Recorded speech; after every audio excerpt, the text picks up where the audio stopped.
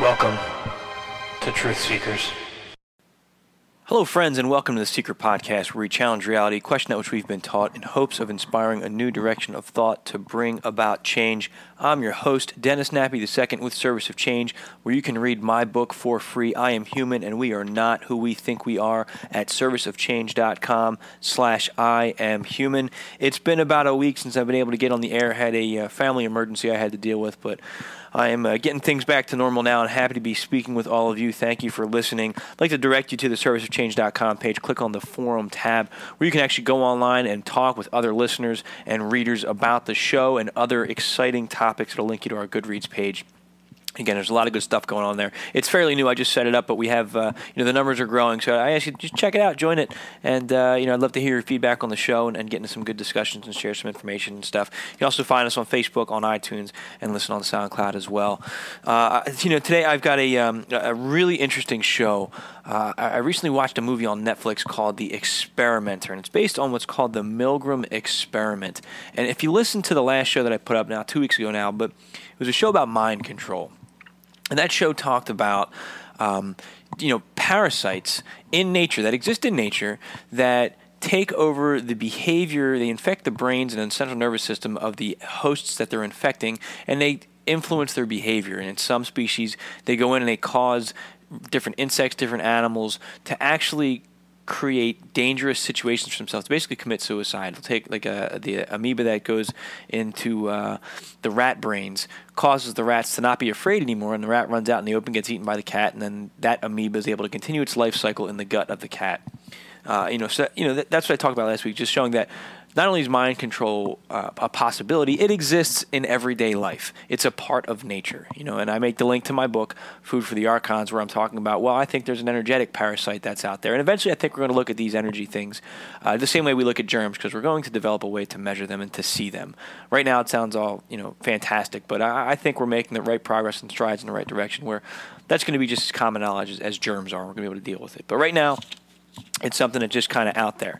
So my point in recapping that last week's show is I think this is a relevant finding in showing just how easy, without any type of parasite, it is to influence human behavior, decent people, the average person, to do horrendous things.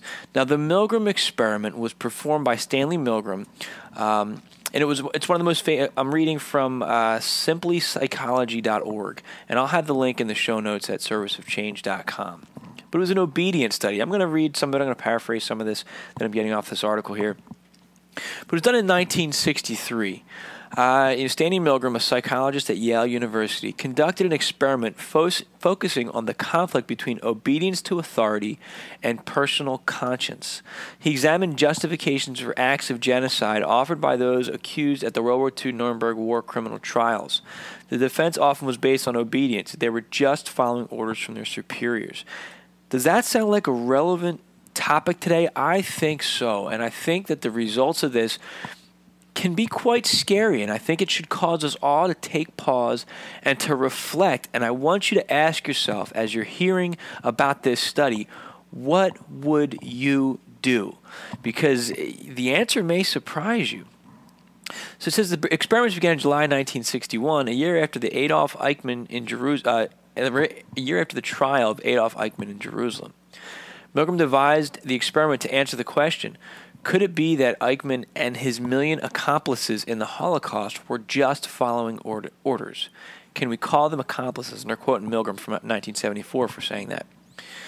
He wanted to investigate whether the Germans were particularly obedient to authority figures, as this was a common explanation for the Nazi killings in World War II. So he's looking at genocide, and he's saying, why were all of these Nazi soldiers able to kill all those millions of Jewish people and war criminals, basically? So he created a procedure where the participant, and again, I'm paraphrasing from this article here, but the participant was paired with another person, and they drew lots. They basically decided, who's going to be the teacher and who's going to be the learner. But the way the experiment was designed was that the learner was actually a part of the experiment. He was working with Milgram on this one. So they would pretend to choose who's going to be the teacher, who's going to be the learner, and then they take the learner, the teacher, and the technician or the lab assistant would walk the learner into another room, and the teacher would watch as they would hook him up to various electrodes. Then they'd leave the learner in the room by himself, and they'd set the teacher up in the other room in front of a panel. And let's see here. That panel was connected to a shock generator with a row of switches. And those switches were marked from 15 volts, which is the slight shock, to 375 volts, which is the danger of severe shock, all the way up to 450 volts, which could be deadly. So... and basically what he did was, let's see, the experimenters were 40 males between the ages of 20 and 50, and their jobs ranged from unskilled to professional. And they were paid $4.50 just for showing up. And I'm sorry, I'm skipping through the article here.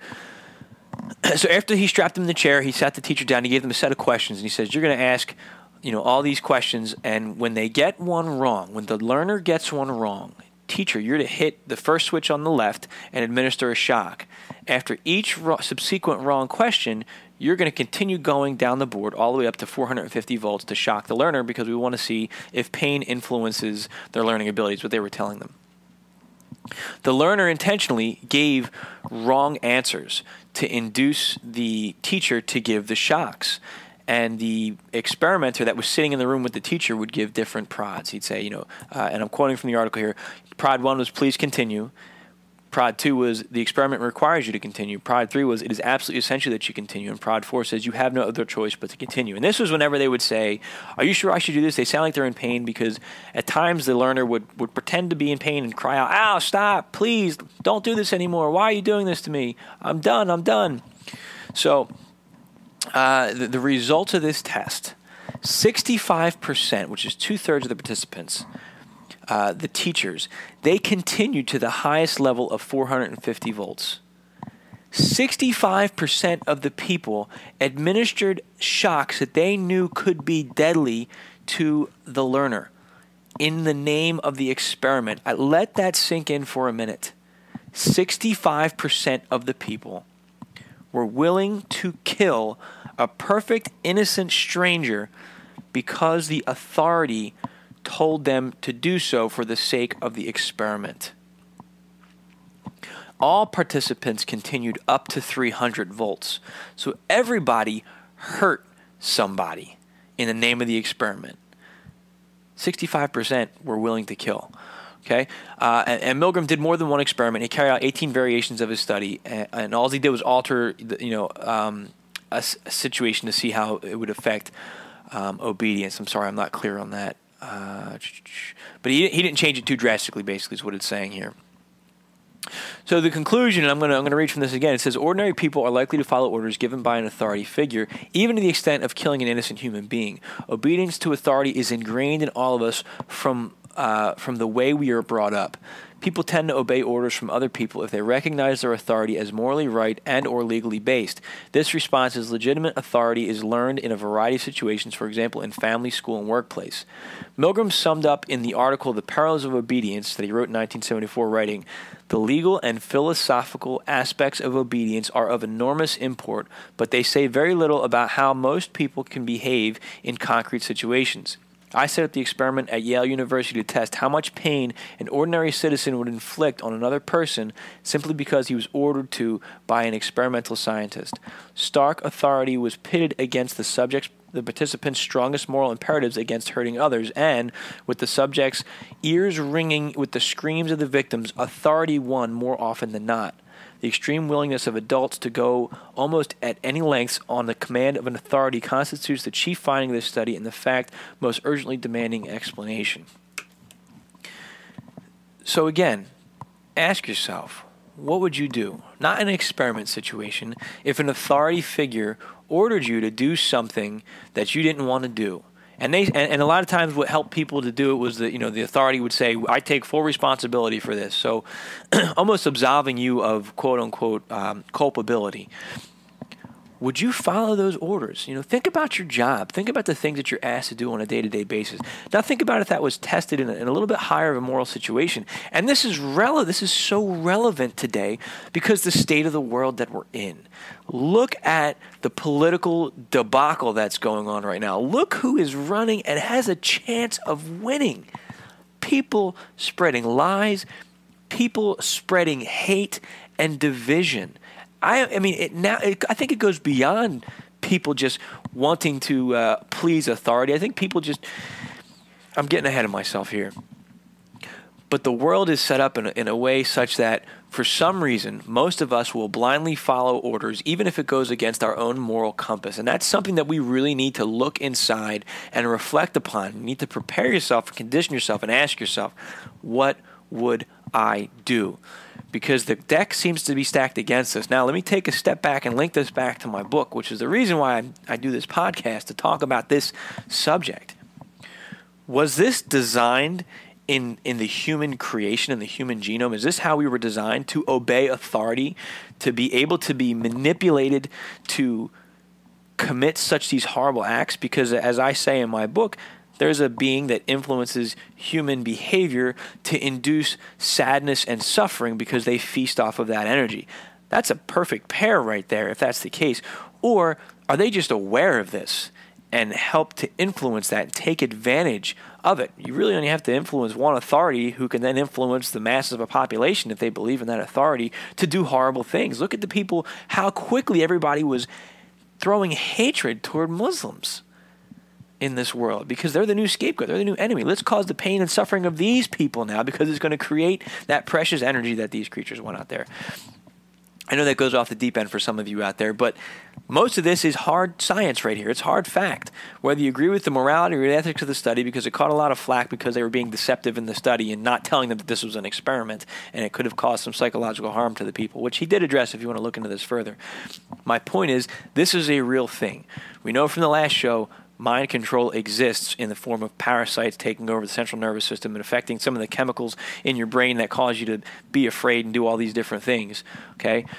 This is another piece to that. This is another serious piece. And what I say all the time is, in my first book that you can read online for free, I am human and we are not who we think we are. There is more out there, but the answers are here. We just have to put them together. We have to be willing to listen. We have to stop putting those blinders on and walking around as if we are the walking dead. Take some time. Look inside yourself. Start paying attention to your thoughts and to your feelings. And again, ask yourself, what would I do? The future possible is literally in your hands. And that change starts with you. I'm Dennis Nabby II with Service of Change. This is all the time I have. Thank you so much for listening. Again, I want to direct you to the Facebook page. Sign up for the Seiker newsletter. You'll get weekly insights from me, feedback about the show, and some other things. You also get show notes that is exclusive to just our followers and our listeners and subscribers to the Seiker newsletter. You can get that at serviceofchange.com. You'll find links to the newsletter there. Listen on iTunes, listen on SoundCloud, listen on YouTube, where we have an archive of all of my shows. All the links are on serviceofchange.com. And please, if you want to support the show, if you're enjoying the show, again, this is an out-of-pocket expense. Go to the servicechange.com bookstore. There's some great books on there, on a variety of topics, that I've talked about in the past. Check them out, please, and support the show. I would greatly appreciate it. Again, that's all the time I have. Thank you for listening and continuing to support the show. I'm Dennis Nabby II with Service of Change. Remember that small changes among the masses can have a massive impact around the world. I encourage you to be that change. Never stop questioning and keep an open mind. Thank you.